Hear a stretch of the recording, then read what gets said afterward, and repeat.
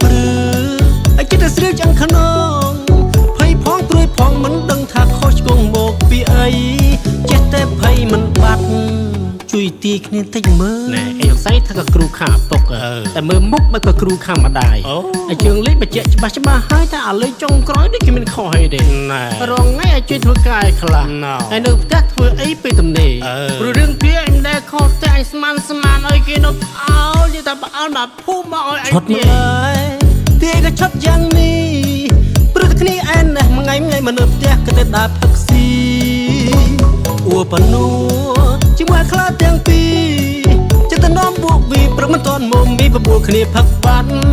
ឥឡូវប្រពន្ធបិចឲ្យចេញពីផ្ទះឲ្យពុកមកដោយពាក្យចាស់លោកតែងតែពោលថា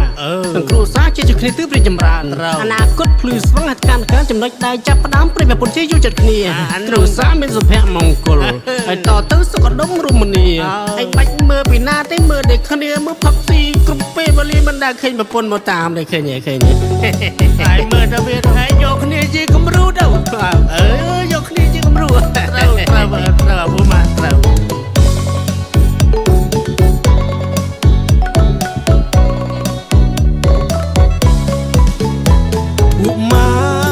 ជួយគិតគ្នាតិចមើលគ្នាដូចជាផ្អើលពេលគ្នាដល់មកជុំប្រពន្ធម្ដងព្រឺអចិត្តស្រីចាំងខ្នងភ័យផងព្រួយផងមិនដឹងថាខុសឆ្គងមកពីអីចេះតែភ័យមិនបាត់ជួយទីគ្នាតិចមើលណែអីស្អីថាក៏គ្រូខាពុកតែមើលមុខមិនក៏គ្រូខាម្ដាយហើយជើងលេខបញ្ជាក់ច្បាស់ហើយតែអាលេខចុងក្រោយដូចគេមានខុសអីទេរងថ្ងៃឲ្យជួយធ្វើការឲ្យខ្លះហើយនៅផ្ទះធ្វើអីពេលទំនេរព្រោះរឿងវាអញដែលខុសតែអញស្មានឲ្យគេនៅអោលនិយាយថាបើអល់មកភូមិមកឲ្យអញទេក៏ឈប់យ៉ាងនេះព្រោះតែគ្នាឯណេះថ្ងៃមនុស្សផ្ទះក៏តែដើរផឹកស៊ីអួបនូជាមួយខ្លាទាំងពីរចិត្តនំពួកវីព្រមមិនតន់មុំមីបបួលគ្នាផឹកបាត់ឥឡូវប្រពន្ធបិចឲ្យចេញពីផ្ទះឲ្យពុកមកដោយពាក្យចាស់លោកតែងតែពោលថាទាំងគ្រួសារជាគ្នាទើបរីចម្រើនអនាគតភ្លឺស្វឹងហេតុការណ៍ចំណុចដែលចាប់ផ្ដើមប្រិយប្រពន្ធជាយូរចិត្តគ្នាគ្រួសារមានសុភមង្គលហើយតទៅសុខដុមរមនាហើយបាច់មើលពីណាទេមើលតែគ្នាមើលផឹកស៊ីគ្រប់ពេលវេលាមិនដែលឃើញប្រពន្ធមកតាមទេកូនអញ